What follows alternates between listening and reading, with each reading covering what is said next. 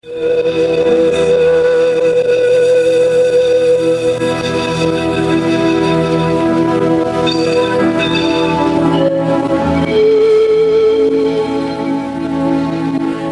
horário, a emissora da Fraternidade Rádio Rio de Janeiro oferta ao seu coração mais um programa Culto Cristão no Ar. Participe conosco.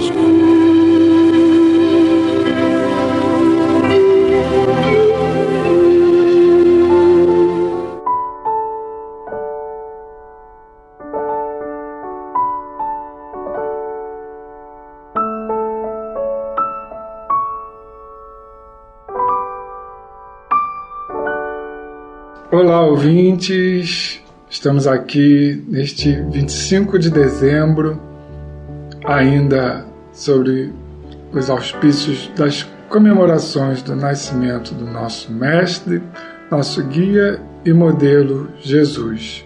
Esperamos que todos tenham tido uma véspera de Natal em seus lares, com muita paz, muito sentimento de família, de gratidão pelas nossas vidas, pelos entes queridos, principalmente por conhecermos Jesus nesta encarnação, que serve para nós de farol para os nossos dias. Estamos aqui hoje, neste programa especial, com a minha presença, minha esposa Jane Shankly e meu pai Lidiane Barreto. E hoje o programa será um pouquinho diferente, não teremos a leitura do Evangelho. Todas as mensagens que serão lidas são do livro Um Presente de Natal, que é uma edição da Federação Espírita Brasileira, uma coletânea de contos, mensagens, artigos e poesias sobre o Natal. É realmente um verdadeiro presente de Natal. Exatamente, tem muitos textos bonitos nesse livro. A capa é muito bonita, né? Então a Jane vai fazer a primeira leitura para nós. Então, vamos conhecer a mensagem do Reformador de dezembro de 1990, foi um editorial do Reformador desse ano, e a mensagem chama-se Natal. Aniversário de Jesus. Os povos do mundo, desarmados e felizes, deveriam confraternizar-se nesta data para saudar o Príncipe da Paz e receber-lhe as bênçãos divinas, mas o mundo, encharcado de sangue e fumegante de pólvora, está aflito e sem paz.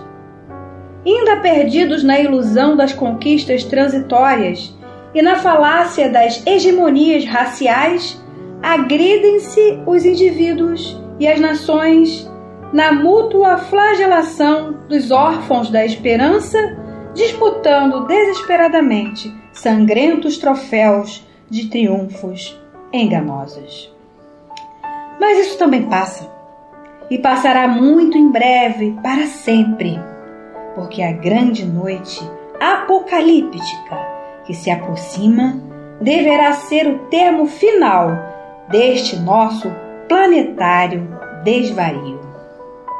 Escudados na fé que nos anima, confiemos na sabedoria e na misericórdia do Altíssimo e nos guardemos em paz no trabalho que nos compete, porque a dominação aparente do mal não conseguirá sustentar-se tempo em fora.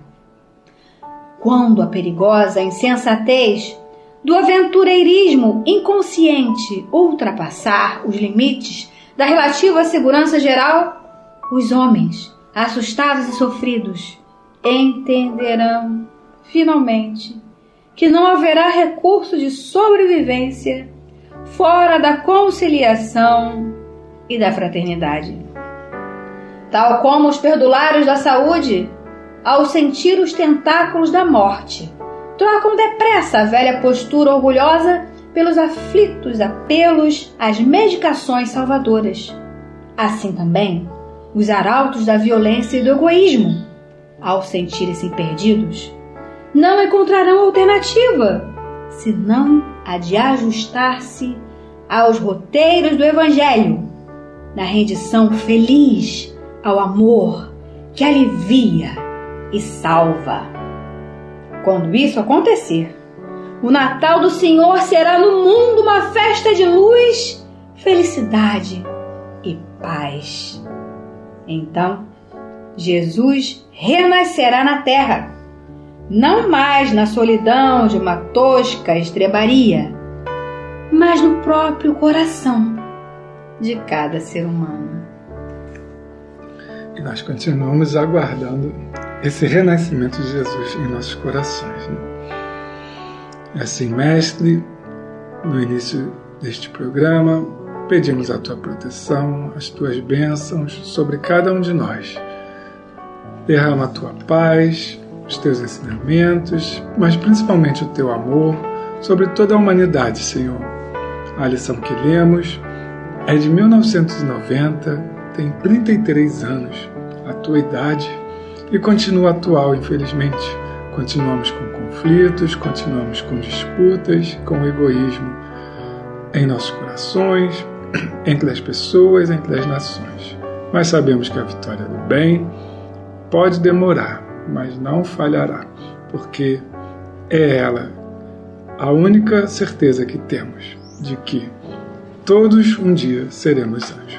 Fica conosco, Senhor, ampara o nosso programa e os nossos ouvintes. Que assim seja. Então, como o João falou na apresentação, nós vamos ler uma outra mensagem desse livro, Um Presente de Natal, que também foi publicada na revista Reformador de 1969, de autoria de Passo Lírio. Então diz o nosso companheiro sobre o espírito do Natal.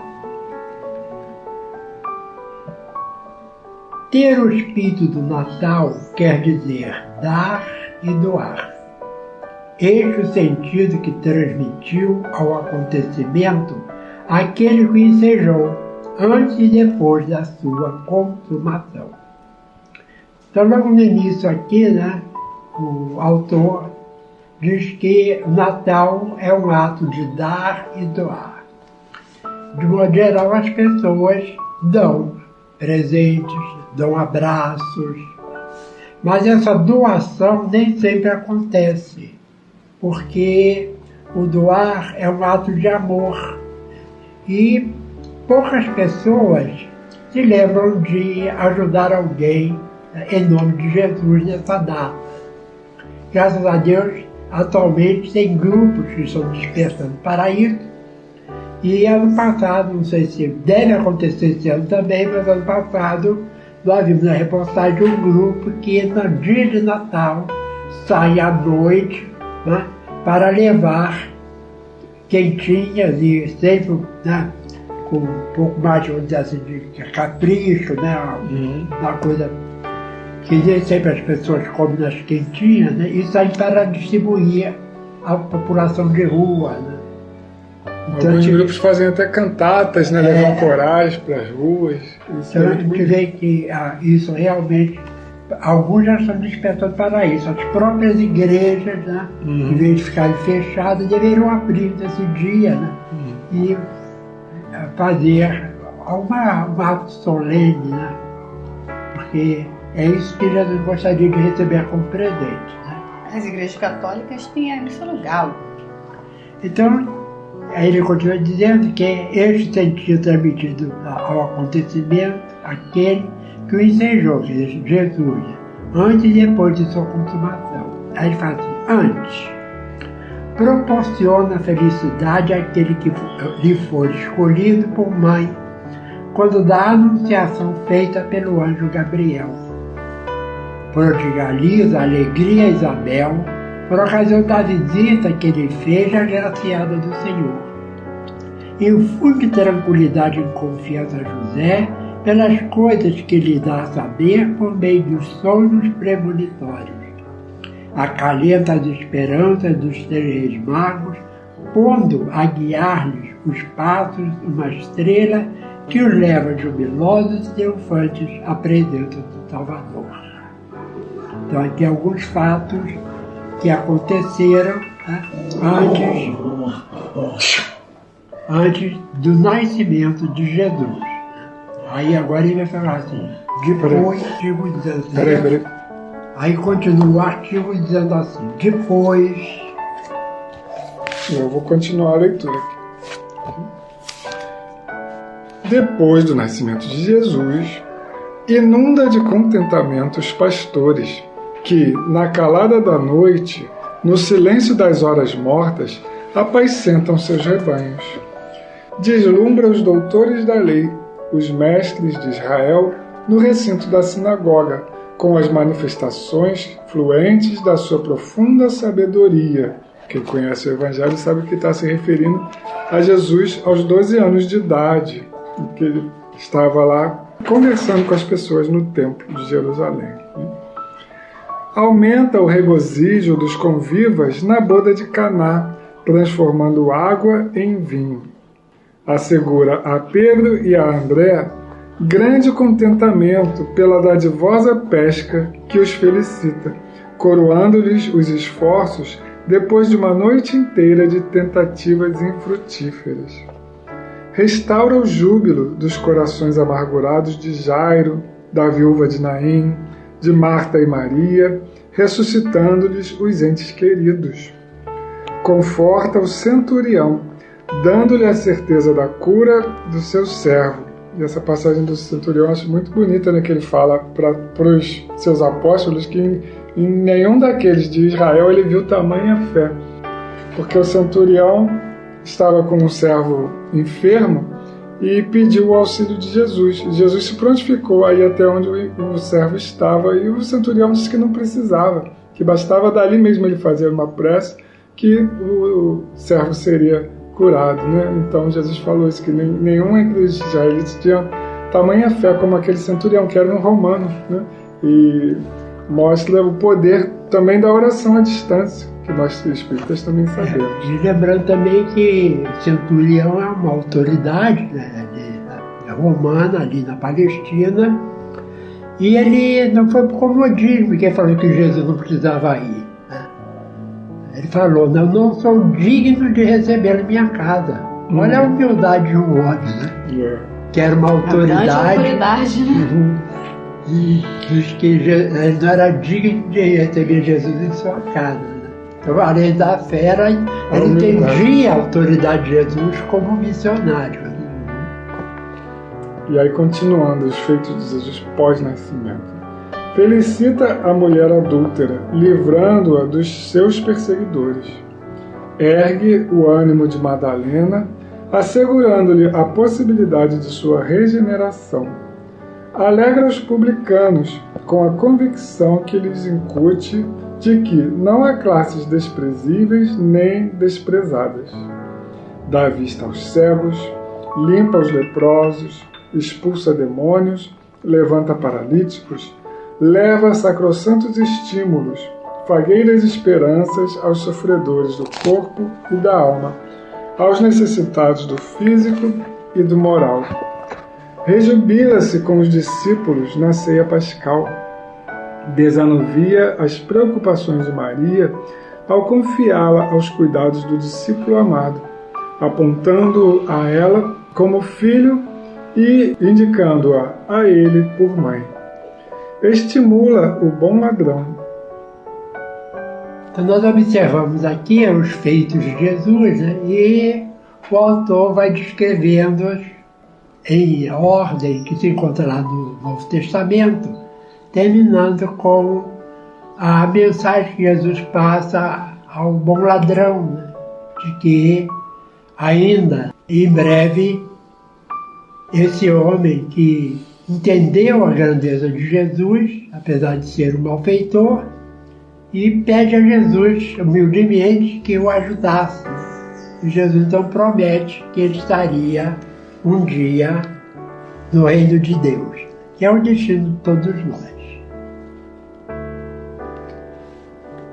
Continuando, depois, o espírito do Natal na ressurreição. Aparece primeiro a Maria Madalena. Comparece por 2 vezes ao cenáculo de Jerusalém, mostrando-se ao colégio apostólico. Acompanha os 2 discípulos no caminho de Emaús. faz-se visível aos 500 da Galileia. Identifica sua presença junto a Pedro, no mar de Tiberíades, com quem ceia e confabula. Assim, possuir alguém o espírito do Natal, sentir-lhe de fato a profunda significação, vivê-lo verdadeiramente na vida de relação, entendê-lo não como um acontecimento isolado do ano, mas como uma constante de vivência de todas as horas do dia, consistirá em dar-se e doar-se, revelando-o em todos os momentos e ângulos da experiência planetária e com ele prosseguindo pela eternidade afora. Passos Lírio, Reformador, de dezembro de 1969. O que eu acho interessante dessa mensagem é que normalmente a gente situa os nossos feitos, ou de qualquer pessoa, do nascimento até a morte, né? E nós espíritas sabemos que a vida começa antes do nascimento e continua depois da morte. Então ele pega fatos interessantes da vida de Jesus ainda no ventre de Maria, né? Ele mostra que já no ventre da sua mãe ele já transformava a vida das pessoas, né? E nós sabemos que a vida começa ali na concepção, naquele momento em que a mãe está gerando aquele corpinho em formação, mas que o espírito já está ali, né? Já está influenciando a mãe e todos ao seu redor. E depois da morte também, né? Nós continuamos vivos e continuamos atuantes, continuamos influenciando as pessoas, né? Então essa visão estendida da vida, né? Eu li um livro de um historiador, que eu não me lembro agora o nome, é Jesus de Nazaré, e ele, na questão da ressurreição, né, ele dá uma explicação muito interessante sobre por que Jesus não apareceu a Maria, que era sua mãe, né? Que diz que entre os dois havia um relacionamento assim tão profundo, né? Que Maria tinha plena certeza que o filho não tinha morrido, né? Então não era necessário que ele provasse isso a mãe, né? Que ela já sabia disso, né?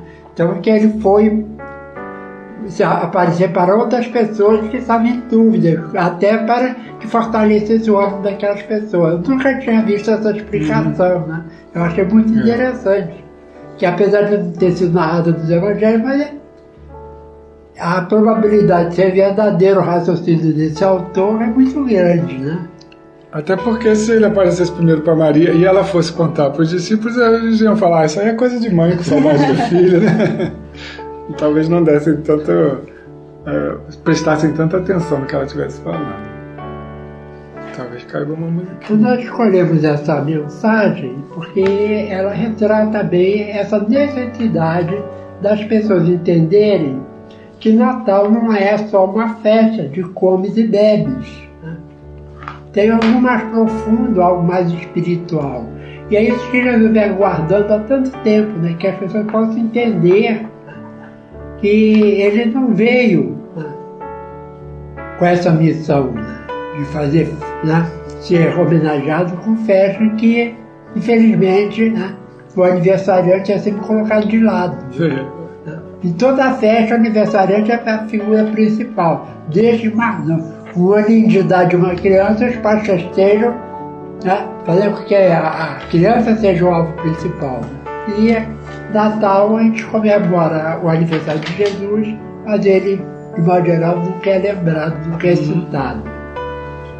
Então também do livro nós escolhemos aqui uma poesia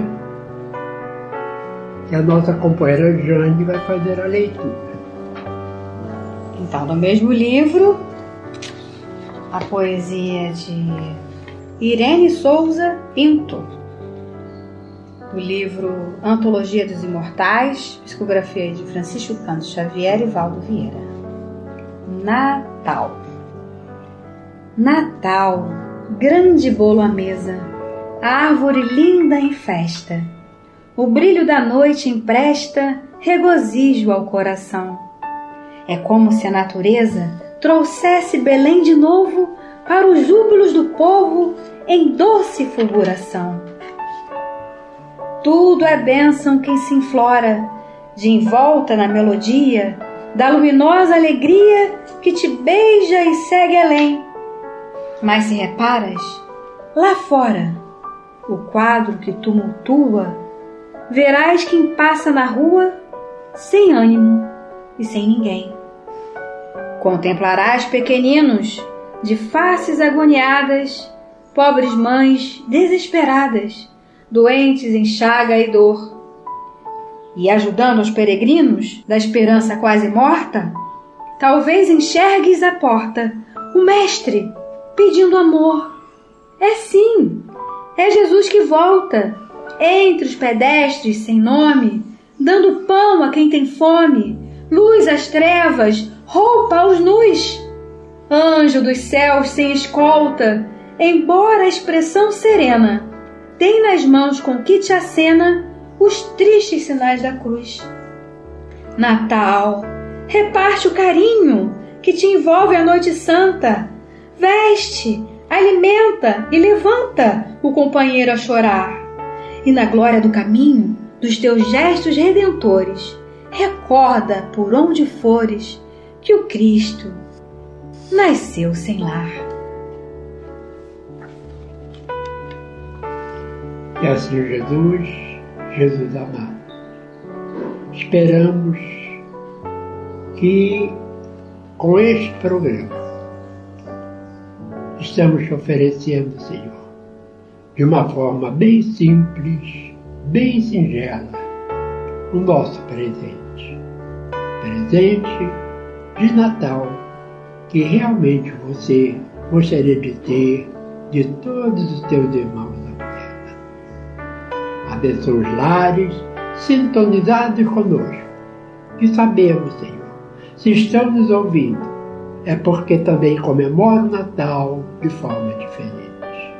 Obrigado por tudo, Senhor, e que tua mão amiga se estenda por toda a humanidade, abençoando a todos, indiferentemente. Que assim seja, graças a Deus.